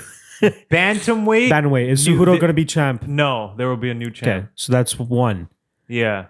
Featherweight, do you think Volkanovski gets toppled? I don't think so. I'm going to go with new champ at featherweight. I think Holloway's going to get him in the rematch. You know what? Let me document this right now. Oh yeah, I know. You should. Tony. Hey, I have no problem beating my own words. Okay. So you got. Well, we're gonna dismiss flyweight. So bantamweight, you think there's gonna be a new one? New. Featherweight, you think there's gonna be a new one? Yeah. I'm thinking bantamweight. Definitely not. Volkanovski's my dude. I don't think he's gonna get toppled. Yeah, I know. Lightweight, dude. I think there's gonna be a new. You think Tony's gonna do it? Okay, Let's change the question to, will the title change hands in 2020? There won't be, like I'm saying that I think Tony Ferguson is going to go out there and beat Nurmagomedov, but there could also be a chance that they have an immediate rematch and Nurmagomedov wins it back before the end of the year. So let's say, will each title change hands? Will it change hands in 2020? I'm going to say no to lightweight. I'm going to say yes. I think realistically, Khabib's only going to fight twice, and if he beats Ferguson, I don't know who else is going to beat him. And I think he's got really good. Ferguson, I'm going to be honest with you. I'm rooting for Tony. Okay. Because I've been watching that guy since Tough. Share the same name. I get it. Not even that. I don't even care about it. It's a funny thing. I don't even give a fuck about that part. It's funny because I never even think of that. The fact that he has the same name as me never even crosses my mind. But yeah, like because I've been watching him since Tough. I watched that season of Tough. I've seen his whole rise. Yeah. I'm hoping he wins, but I do think Khabib's going to get him. So I'm going to go with Khabib. Lightweight is no. Stays. Kamaru, does he drop the welterweight title in 2020? No, I think he stays the champ. I think he defends it twice and he wins both. I agree. Adesanya stays champ. Yeah, that's my most surefire thing. Like that dude is fucking ridiculous. Although Romero's bombs, dude. He presents some issues. I'm gonna say that Adesanya remains champ. Yeah. Light heavyweight. Stay. There's no new champ. Unless it's Jones leaving the division, which I don't, and relinquishing the belt. I'm going to say, even if he does leave the division and give up the belt, that won't happen until 2021. So I'm going to say stays. I agree. He's going to stay. I think he's going to keep that champ status until like he's fully immersed in the heavyweight division. You have to think about it this way. DC Stipe is probably not going to happen until like summer because of how how hurt he is. So Stipe might, if Stipe wins that, you won't be able to fight again probably till the beginning of 2021. So in the meantime, Jones is probably going to get 2 more title defenses at light heavyweight and maybe 3. I'm going to say the heavyweight title changes hands in 2020. I'm gonna say it, but I'm also worried, and I'm kind of saying it out of hope. So please, DC, win this fight. For my sake, for our sake, please. It really feels like you're the better fighter overall, and Stipe's toughness. Go fucking show it. Stipe's toughness and your bad IQ in that fight led to the loss. So please, to God, show that you're the best heavyweight. I'm gonna say changes hands. Heavyweight. Good. We're on the same boat there. Right. And then let's just go over to the women's divisions. Strawweight. Do you think Zhang Weili loses her belt? I'm going to say she... You know what? I'm going to say she doesn't. I think her toughest matchup is happening next, Joanna. I think that's her toughest matchup. And do you think she gets past it? That's the thing. I think Joanna can easily stick and move and outgun her, but then Joanna's got a little bit of that chin. No, you know what? Zhang keeps it. She keeps it. No. I'm in the same boat there. I think that she's better than Joanna. Joanna, her hope is to outpoint her here, but I think it's going to be interesting to see how... Better? I think that technically Joanna is slightly better, but I think that Zhang's ability to stand her ground, stand in the pocket, and she won't be afraid to trade when Joanna is trying to get in there and get her shots in. I think that she's going to train herself to be able to cut off Joanna's combinations whenever she's trying to get off those 2, 3, 4 shots. She's got that crazy speed so she can counter easily. Exactly. And if anybody's getting knocked out, it's Joanna. I agree. Joanna doesn't have that power, man. She's really good, but she doesn't have that natural power. Zhang can put her the fuck out. I don't think Joanna's putting her out, though. Yeah. Flyweight, Shevchenko, did she lose her belt? Hell no. Chevy Chanks? Nah, she reigned. She reigned supreme. Yeah, she's the fucking GOAT. People talk about Amanda Nunes as the GOAT. Fuck out of here. Get out of here, bro. She's probably the GOAT. Let's do this Nunes double parter. Bantamweight strap. Do you think she loses her bantamweight strap? No. I don't. See, the thing is, I think her only real opponent is Shevchenko. Yeah. And I don't think we see that rematch next year. I hope we do, though. I hope we do, but I don't think we're going to see it. You know what? Because we got Shevchenko fighting Chookagian in March. Yeah, and then Nunes will probably fight. I think they're going to give her Aldana, unfortunately. Unless Megan Anderson goes out there and gets a victory. Not? But why can't we see November or December? We could. They got to do it. For me, I think that Shevchenko is going to have to go out there and get a very decisive victory over Chookagian, maybe a finish. Yeah. We need a little bit more hype behind her for it to be sold to the masses that she deserves a title shot against Nunes after losing 2 fights to her. Losing 2 fights to her, something that we'll cover afterwards. She lost the first one. Yeah. 100%. True, she definitely lost the first one. So do we see the bantamweight strap? No. Switch hands? No. How about featherweight? Hell no. Okay. Megan Anderson? Yeah. She's going to come out here and fucking Felicia Spencer is going to come out here and beat Amanda Nunes? No. I agree with that. So we both have 3 divisions we believe are going to change straps. The only difference being you think featherweight, I think lightweight. And then we both agree on heavyweight and bantamweight. So I'm going to save this. I'm going to email this to each other. So next year we can fucking go through this and see who actually gets it right. And then last thing I want to go over is the end of the decade. This is the first full year or first full decade that we've been a fan, like through and from beginning to end. We started becoming UFC fans around like 07, 08. I'd say 09, I was fully really into it. I think 08 was when UFC 70. Oh, sorry.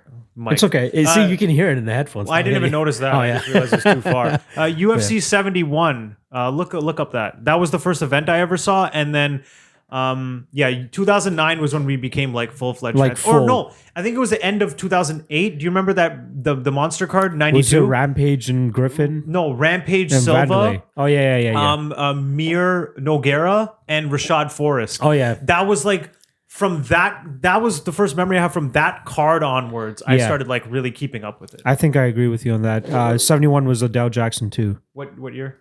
This was 2007, I think. Yeah, May 2007. Wow. Okay, yeah. So yeah, you're right. 08 I'd say is the year where I officially became a UFC fan, and then from I think it was 09 UFC 94. Yeah. 09 onwards, like the beginning of 09 onwards, we were hardcore fans.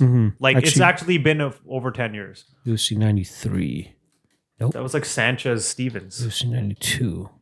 Yeah, Ultimate 92. 2008. Yeah, 92. December 27, 2008. Yeah. So after this card onwards, Yeah, Griffin Rashad. I was a hardcore after this. Yeah. Yeah, I remember. I was a huge fan of Vanderlei. Actually, I watched this at a Boston Pizza from one of my friends' birthdays. I remember that actually now.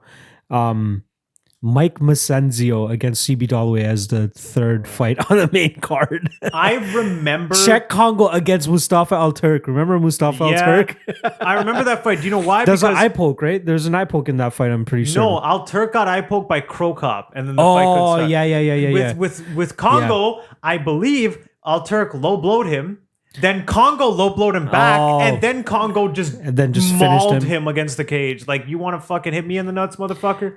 So yeah, that pretty much asserts that we have been this full decade. 11 years. We've been a fan, which is insane. The time that has run by. So when I was going through those 2010, 2011 decade in review videos that the UFC's been putting out, and I'm like, yo, went to this event. We used to go to so many fucking events, dude. Like Jones versus Shogun. Yeah. I was like the only Shogun fan in the stands. Fucking Cain Velasquez, Brock Lesnar. That was a fucking sick fight. That was the first one, yeah. That was our first one. Actually, no way. I don't know if you came with us to Machida Shogun. That was last. Oh no, wait, yeah. What the hell? We were in Montreal. Yeah. That was the first. That was 2009 though. That was the first. That was 09. The first fight was because UFC 100. Oh no, March you're right. You're right. October 2009 was the first fight. Yes. May 2010. May, okay. It's right behind you, actually. What the fuck am I? May 8th, 2010. Wow. Yeah. I had to make sure I got that fucking poster because it was our first event we went to. So many fucking moments. One that really stuck out to me that not a lot of people, in my opinion, I believe knew at this time. Rich Franklin against Chuck Liddell. When he knocked him out, remember his arm was broken? Yeah, he broke his arm. They don't really show that in the clip or mention it in the clip. Well, after you see him kind of like holding it. Liddell hits that body kick and his arm gets trapped there and it breaks it, and then he's kind of like limp with it, not really. All you really see they kind of show about it is when they raise Franklin's hand after the decision. Yeah, and his arm is just kind of limp on the side. I'm like, damn, man, because he hit him with it after too. Like he dropped him and then he hit him once with it on the ground. Yeah. For sure, I'm pretty sure he dropped him with the left, and then it was his right. No, he dropped him with the right. Dropped him with the right, and then he followed up with the left arm on the ground. Fucking insane. That was crazy. The Sun and Silva, that was crazy. Oh, I got a list here. You hit me, man. Like so, I want to go down memory lane right now. Kind of in an order, but maybe some of it's off. The debut of Kane in 2000 and not the debut of Kane, but the arrival. The arrival of Cain Velasquez. February 2010. We were there live for it in Anaheim at the Honda Center. Yeah. I mean, his ascension that was October to the throne. 2010. Yeah. His ascension to the throne. The knockout over Nogueira earlier that year. In February was like the coming out, the major coming out party. That was that combination, dude. Because the fight before that, he fought Congo and kind of mauled him a bit, but he also got rocked at the beginning of almost every round. So people were kind of iffy. Then he does that to Nogueira, the like title shot. Then he kills Lesnar. We were there live, and that was insane. And he was the underdog in that. I don't think I used to bet on it back then, so I don't remember. Plus 160 to minus 200. Damn. Minus 200 for Brock Lesnar. Damn. And we were like, yo, Kane, baby. And he mauled his ass. Anyway. His hands that he showed in the Nogueira fight were ridiculous, dude. I still remember when Lesnar got him down and then he got back up. Then Lesnar got him. Remember when he got him down again against the cage and he just quickly springs back up? Like his feet just do some weird fucking thing. You're like, what the hell just happened? That was insane. Okay, so Lesnar, Kane, and Anaheim. Skydome show. That was the first time they did a stadium show with GSP and Shields. Now the card wasn't the greatest, but hey, it was a big historic moment. It had some names. The funny thing is, it had some names. The fights just didn't deliver. Yeah. Rory against Nate on the prelims. Yeah, that was on the prelims where he just ragdolled his ass. Yeah. There's a lot of other good fights on there. Benson Henderson opened it up. Bocek, Ben Hendo. Yep. Holloway, not Holloway. Machida Couture. Aldo Hominick. Machida Couture. Good fights. Not the craziest names, but The crowning of John Jones, March 2011. Yes. The Anderson Silva front kick to Vitor Yeah, that was Belfort nuts. in 2012. That was insane. 2011, sorry. That was insane. Because that was the first fucking- of its kind. And then a quick shout out to the Machida Crane kick. Yeah. Shortly after, like a few months later. That Anderson happened in February. Machida happened in April. April, yeah. Like literally 2 months later. months That's later. crazy. Yeah. The Chael Silva rivalry, you mentioned that. The whole Weidman KOing Silva and how much of a letdown that was for one of the greatest streaks in the GOAT streak to come to an end like that because he clowned. Like it didn't even feel proper. It didn't feel like correct. It didn't feel like the right way. Like, come on, man. It wasn't the right passing of the torch. Yeah. There's always an asterisk. Even though Weidman has 2 wins, both of them kind of have an asterisk. Mm-hmm. Although I would say the second one, he was kind of dummying Silva around pretty badly. It's just unfortunate that it ended the way it fucking did, though. But he lost. The women's MMA just coming into creation in 2013 with the whole Rousey. I think the best thing that could have happened with women's MMA though is Joanna. As well, because you had Rousey, and then you didn't really have anybody else. Yeah. Carlos Esparza wasn't going to carry that fucking division. Look what happened when Rousey left. The whole division just went into mediocrity. Exactly. They're lucky that Nunes came around and started deading grows and actually started making it exciting. I mean, the UFC at first they had this major star in Holm who had just dethroned Rousey, but then she just it quickly fizzled out. She lost her next fight. Then she lost her next fight after that. Then she gets a title fight, loses that too, and then it's like, all right, we're off the Holly Holm train. Thankfully, we got Nunes. Yeah. Jones Gus won. Just the fact that we saw the GOAT tested that much and almost lose his belt. That was nuts in Toronto. And everyone thought he was going to run through Gus, and just to have that fight go the way it did and be one of the most historic fights of the decade was crazy. The DC Jones rivalry, like at the time it was happening, it was like, holy fuck. Yeah. Daniel Cormier versus John Jones. Nobody can beat these guys. No. Nobody. So who the fuck is going to win this? 2 of the best pretty much of all time. I'm always going to be a DC fan over Jones, even though I love Jones too. But I was so like, come on, DC. I know, you got to get this Come on, DC, to get John Jones on your record. The only thing you could change in that rivalry is possibly getting a younger DC. And possibly getting a DC that started training MMA earlier. Yeah, he was like That's 30. The only thing you could get changed. He was like 30. Yeah. Like even when he fought Jones, he's like late 30s. Like imagine if this was like he just went into MMA directly, like John Jones. Maybe he's better. We don't know though. Exactly. The whole Connor thing, Connor becoming champ, his rivalry with Nate, his whole ascension. Was it 2015 or 2016 when he fought Nate? 2016. That year for him was probably the best year you could possibly have. Even though he had the loss. Exactly. Because the loss actually helped the rematch get that much bigger. Even bigger. And then after that, he tools Eddie Alvarez and becomes a champ by the end of the year. And then gets the Mayweather fight the next year. It's crazy because as March 2016, you're like, couple of months ago, he just beat Aldo. He's on top of the world. Then he takes a loss to a journeyman lightweight, and you're like, oh no. Did he just get... Yeah. Is it over for him? Then he has that close fight, but still wins it against Nate. And then by the end of the year, he's the champ after tooling Eddie Alvarez. Like, what the fuck? It couldn't be a better... Like, poetically, it couldn't be better. You start off the year with the loss. Yeah. A very unfortunate loss to a guy that's coming in short notice. Not the biggest name at the time. And then you still redeem yourself and then become champ. Yeah, and not the greatest record either. Like Nate Diaz's record wasn't that great. He was coming off one win off of Michael Johnson after getting destroyed by RDA a year and a half earlier.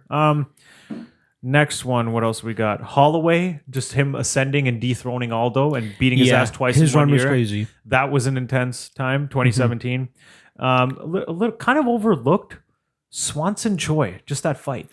Yeah, dude. I gotta watch that fight again. Doo Ho Choi. I know, that was a versus crazy Cub fight. Swanson was probably fight of the year in 2017. Yes. It was at the end of 2017, December, I believe. That was in Toronto. Unbelievable fight. For anyone who missed that, 100% you got to go watch that fight.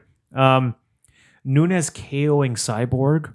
Holy that was insane. Fuck, was that a moment? Considering the stature that Cyborg had going into that fight, her seeming being unbeatable. And then getting fucking face planted, and she fought like an idiot though. Like a lot of people. Please, everyone out there, rewatch this fight from the first time Amanda rocks her to the time she finishes her. The only punch Amanda keeps throwing is an overhand right. Yeah. She's not even throwing out a feint tap. She's literally just wait, overhand right, drops her again. Oh, overhand right, just keeps landing it. And it's like, insane. Okay, clearly Cyborg's out of it or just fighting it like an idiot. I don't know what the hell's going on. Makes no sense. She just keeps throwing it overhand right and landing it clean. But yeah, that was still a big moment regardless. Yeah.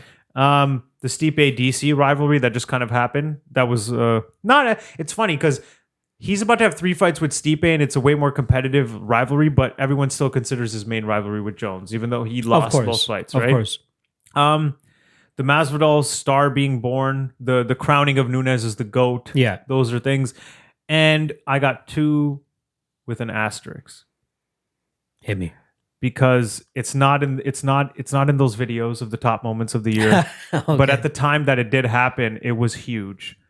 And that's TJ Dillashaw beating Renan Barão. Yes. And then was TJ, massive. and then the second asterisk is TJ's rivalry with Cody.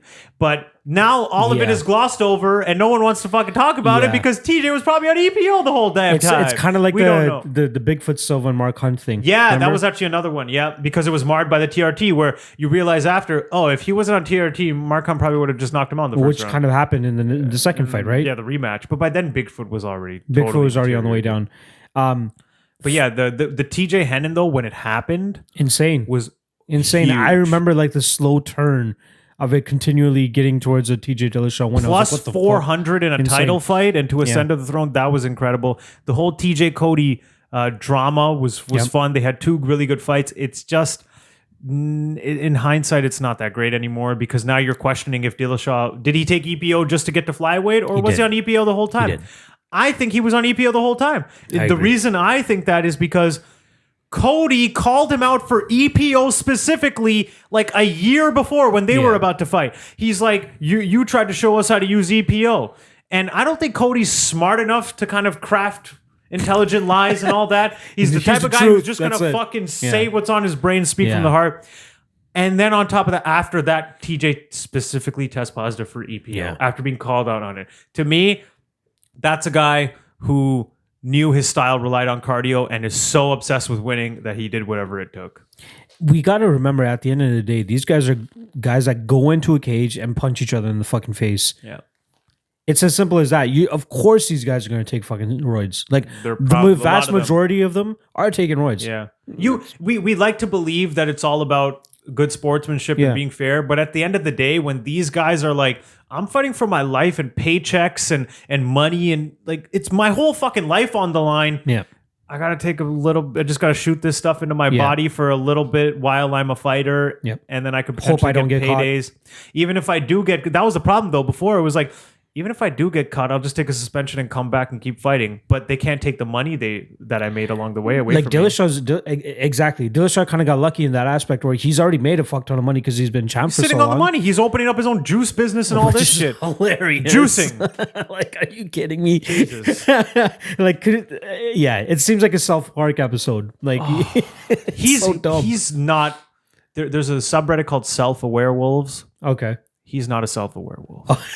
Okay. He's clearly not self-aware. What the fuck he's doing at any given time. Coming out, going, it's such a hard time for me, you know. And what do you mean? What? It's not like you're acting like your wife died or something. Like, dude, you took drugs. He admitted to it, which is great. But another thing is like victim. He was kind of coming off like a bit of a victim. And kind of. Another thing that Ario tried throwing on him is like, you've never done it in the past before ever. He's like, no. I'm like, you're talking shit. You're talking shit. But you're not even going to admit to it. There's no way you're going to admit to it. I don't believe him. Over the last 10 years, name me the top 3 most entertaining fights that you can remember. Jesus. Give me top 3. First 3 that come to your mind. Shogun Hendo. That's got to be on the fucking list. God. I'm just drawing a blank in terms of like what fights we've even Shogun seen. Hendo. I guess Son and Silva won at the time we were watching it was so unbelievable. Yeah. Jones Gus was in a fantastic fight because of the stakes at the time as well. Give me one more. Aldo Mendez too. Remember that one? Too. People fucking kind they of showed that in the review thing too, and I thought that was pretty fun. That review was hilarious too because it kind of showed you how weak 2014 was. 2014 wasn't that great. Yeah, they didn't show that. That was much. actually the TJ Hennon thing. Oh yeah, they didn't even show it, and that was not even mentioned in there. I just booked that. For me, it's easy. Got to be Shogun Hendo 1. Dong Yama against Polo Reyes was probably one of the craziest fucking fights. That was insane. Insane fucking fight. That's definitely up there. And I'm missing a couple from recently, and you might actually jog my memory. And then Bigfoot and Hunt was definitely up there for me too. That was an incredible fight. That was an insane fight. Those are the top 3 fights for me from this past decade. Like, big shout out Justin Gaethje, Michael Johnson. That was a 2-rounder, fight. but god that was damn an it, insane fight. That was a fucking fight, man. Justin Gaethje fights in general. Yeah, exactly. Anything Justin Gaethje just play. His fights against Luis Palomino. Remember those fucking fights? If he doesn't put you out in the first round, you're about to get a fight of the night. It's very rarely you get a fight where they have a rematch and it's just as entertaining as the first one. That was not the case for Palomino and fucking Gaethje. Those guys were going off on each other.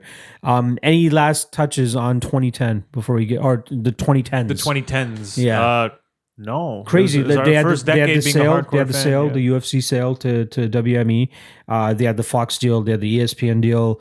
Actually, one thing I did want to point out: the ESPN deal kind of hit me a little bit during Christmas Day, even though it's been on for so long now. But seeing them advertise Conor McGregor versus Donald Cowboy Cerrone at a basketball game on Christmas Day, which is kind of one of the bigger days for basketball, because for basketball on Christmas Day, they do at 12 a.m. they start, or noon, they start the first game, and they don't ever overlap the games. So the first game was 12 to 2:30, then 3 to 5 or whatever, and they go on. But at the fourth quarter, the most crucial times of the games, you know that middle part where all the commentators sit?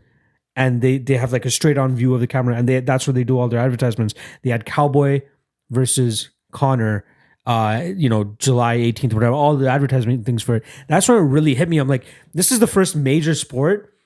I'm sure they've done it for Fox Sports when they had NFL on there and all that shit. But, besides the playoffs, the biggest day for NBA, in my opinion, is Christmas. And to see that there was kind of surreal for me. I didn't think we would ever see that. And this kind of affirms that, okay, MMA is here. Like, ESPN is the top of the top when it comes to sports media.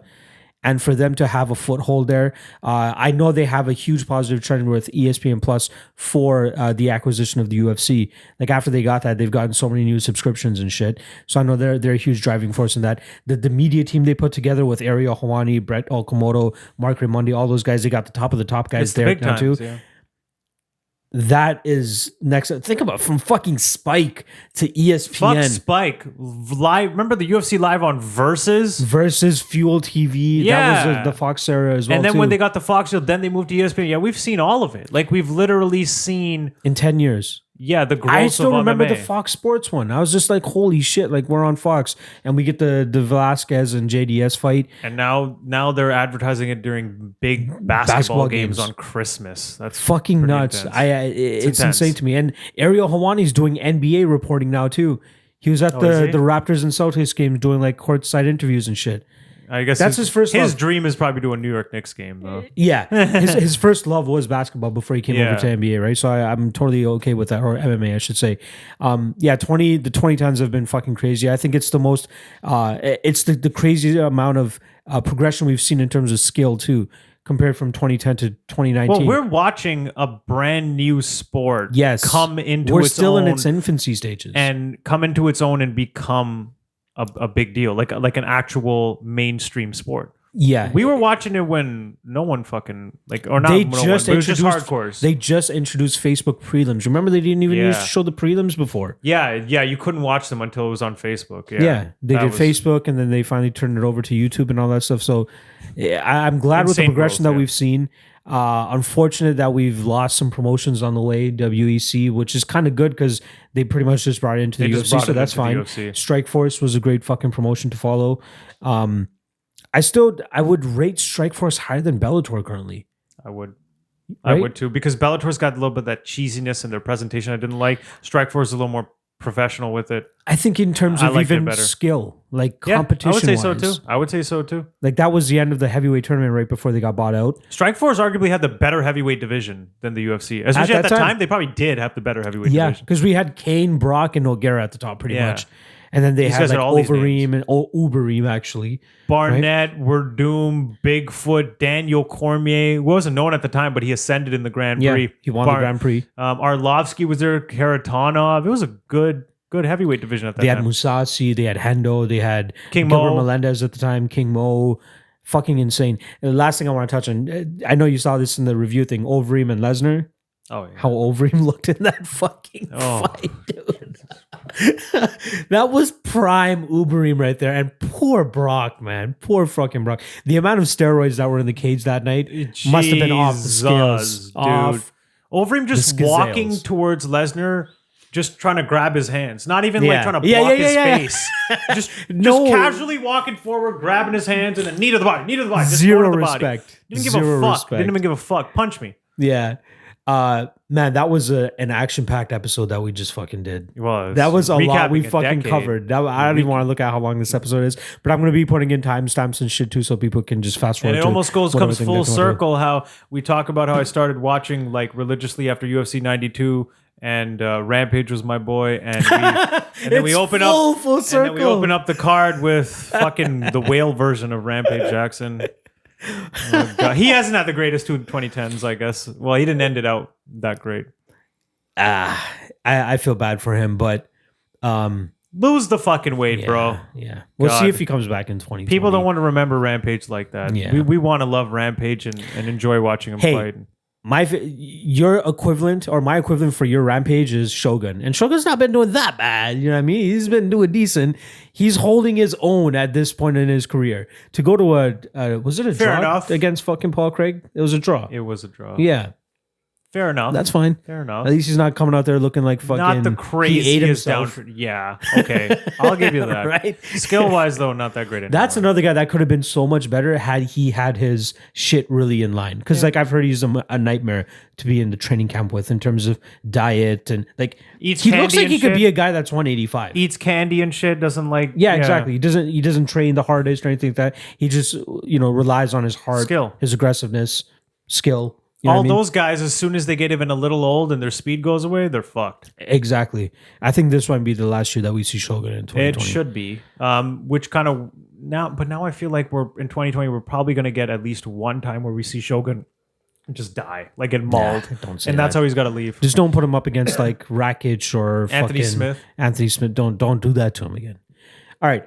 We're going to wrap this show up. Thanks for joining us. Make sure you guys hit the subscribe, like, leave a comment below. Let us know what you guys think is your fight of the year, fighter of the year, all the fucking categories that we just covered.